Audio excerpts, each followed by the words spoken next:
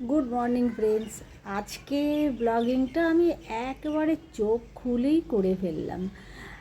প্রথমেই আমি জানাই সবাইকে মনিকাজ রান্নাঘরে সকলকে স্বাগত জানাই। আর আমি এখন ঘুম থেকে উঠেছি, উঠে আর চোখ খুলতে পারছি না।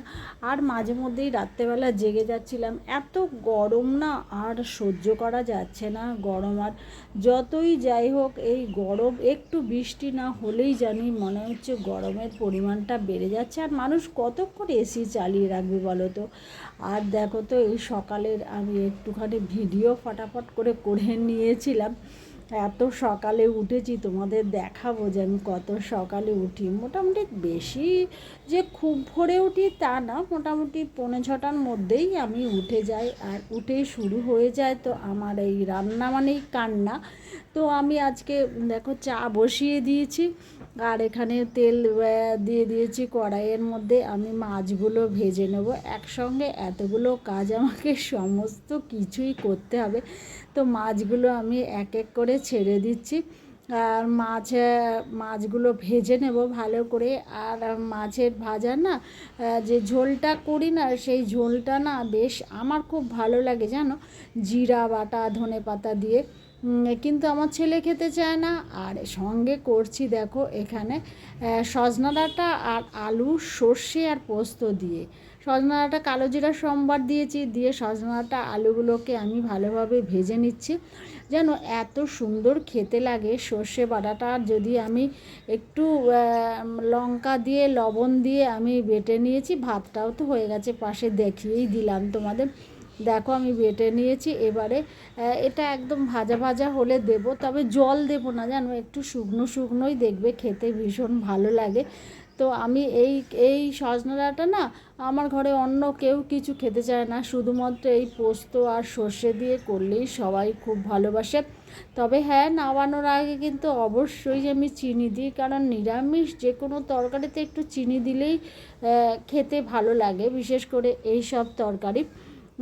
তো আমার এখানে তারপরেই আমার সব অফিসে পাঠিয়ে দিয়েই এবারে আমি বিছনাটা তুলব, কারণ ছেলেকে আবার স্কুলে নিয়ে যেতে হবে। এখন আবার আর একটা কাজ নতুন করে বাড়লো। তো আমি বিছনাটা ফটাফট করে এখানে তুলে নিচ্ছি। আর মেয়েও সময় পায়নি, ও গুছিয়ে যায়, তবে মাঝে মধ্যে সময় পায় না, হয়তো যেদিন দেরি হয়ে যায় সেদিন আর ও গুছাতে পারে না, সেদিন আমাকেই করতে হয়। তো আমি বিছনাটা এখানে ফটাফট করে গুছিয়ে নিলাম। আর এখানে আমি বালিশগুলো তারপরে তো দিয়ে দিচ্ছি। আর জানলাটা খোলা তো বেকার, কারণ হচ্ছে একটু পরেই তো আবার আমাকে চলে যেতে হবে সমস্ত কিছু বন্ধ করেই ছেলেকে দিয়ে আসতে।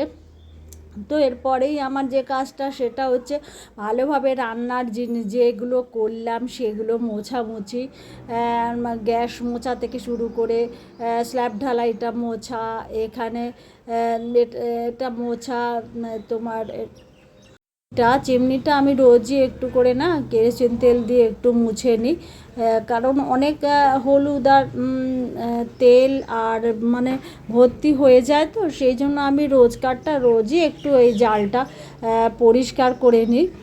কারণ আমি পুরো গাটাই একটু অন্তত ওই তেলটা আর এটা না ন্যাকড়াটা দিয়ে একটুখানি পুরো গাটাই বুলিয়ে নিই। পরিষ্কার পরিচ্ছন্ন থাকা তো অবশ্যই ভালো, এটা আমি আগেও বলেছি, আমার ভালোও লাগে সব কিছু পরিষ্কার পরিচ্ছন্নভাবে রাখতে।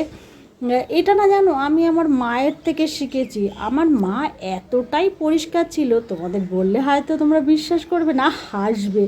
আমার মা না, যে দেয়ালটা ছিল সেই দেয়ালটাও পর্যন্ত সাবান দিয়ে ধুতো, যার জন্য না দেয়ালটা যে রান্নাঘরে সেটাকে নোনা পড়ে গেছিলো আমার মায়ের খালি ধোয়ার চোটে। আর আমার বাবা বলে ধুয়ে ধুয়েই সমস্ত শেষ করে দিল। এবারে আমি কড়াইটা মেজে নিচ্ছি। কড়াইটা খুব একটা যে হয়েছে তা না, কারণ রান্না তো খুব একটা বেশি করিনি, কিন্তু আমার না কড়াই খুব একটা পড়ে না কেন জানো, আমি একটা করে রান্না করি আর কড়াইটা মাজি, একটা করে রান্না করি আর কড়াইটা মাজি। অনেকের আছে না যে কড়াই খুব বেশি পুড়ে যায়, আমার কড়াই কিন্তু পড়ে না।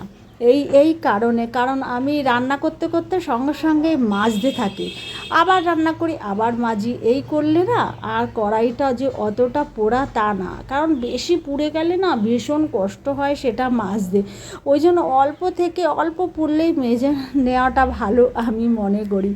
এবারে তাড়াহুড়ো করছি কারণ ছেলের স্কুলেও নিয়ে যেতে হবে, ছেলেকে তার টিফিন করে দিতে হবে, সব কিছুই করতে হবে।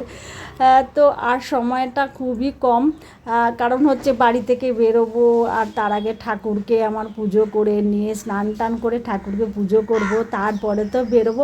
ছেলেকে নিয়ে আমি মোটামুটি ধরো 10:30 থেকে 11:30টার মধ্যে বেরিয়ে যাব, একটু দূর, খুব দূর না তবে মোটামুটি দূর আছে। আর আমি হেঁটে যাব, তো রেল লাইন পার হয়ে যাব যেহেতু, মোটামুটি এখান থেকে ধরো আধা ঘন্টার রাস্তা হবে।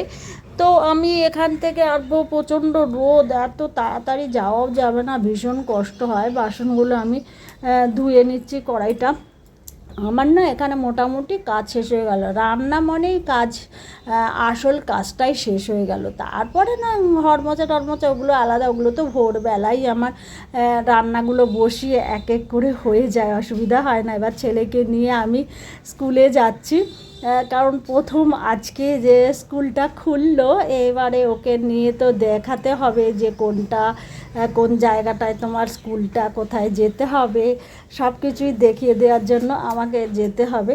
তো আমি না রোজই দিয়ে আসবো। আমার ছেলে বলে কি, তুমি কি সব সময়, আমি কি এখনও বড় হইনি, তুমি এখনও আমাকে নিয়ে যাবে? আমি বলছি হ্যাঁ বাবা, মায়ের কাছে ছেলেমেয়েরা সব সময়ই ছোট থাকে, আমার জানি মনে হয় সেই ছোটটিই আছে আমার ছেলে মেয়ে। আর এখানে এসে ছেলেকে দিয়ে এসে গাছের মধ্যে একটু পরিচর্যা করলাম, প্রথমে একটু জল দিলাম, গাছের গোড়াগুলো শুকিয়ে গেছিলো, আর তারপরে না একটু গোবর সার আমি কিনে এনেছিলাম। তো গাছগুলো একটু সার পাচ্ছিল না, তবে আমি তো প্রতি মাসে গাছের গোড়াতে গোবর সারটাই দিই, কিনে আনি বাজার থেকে। তো আমি সেই সারটা আমি গাছের গোড়ায় সমস্ত কটাতেই দিয়ে দিলাম।